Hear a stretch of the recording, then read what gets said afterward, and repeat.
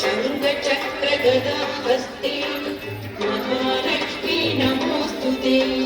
नमस्ते गरुडारूढे कोलासुरभयङ्करी सर्वपापहरे देवी महालक्ष्मी नमोऽस्तुते। सर्वज्ञे सर्ववरदे सर्वदुष्टभयङ्करी सर्वदुःखहरे देवी महालक्ष्मी नमोऽस्तुते।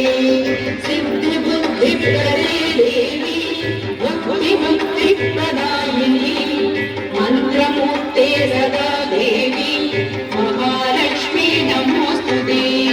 आद्यन्तरहिते देवी आदिशक्तिमहेश्वरी योगज्ञे योगशम्भूते महालक्ष्मी नमोऽस्तुते।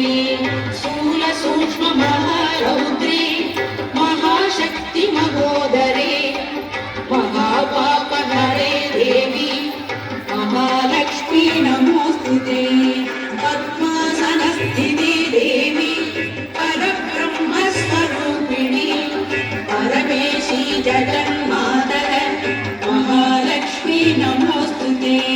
श्वेताम्बरधरे देवी नानालङ्कारभूषिते अगस्थिते जगन्मातः महालक्ष्मी नमोऽस्तुते।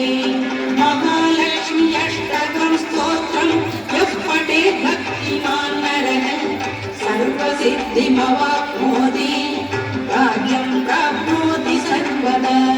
एककालं पठेत् नित्यं महापापविनाशनं त्रिकाले यः पठेत् नित्यं धनधान्यसमन्वितः। त्रिकालं यः पठेत् नित्यं महाशत्रुविनाशनं महालक्ष्मी भवेत् नित्यं प्रसन्ना वरदा शुभा।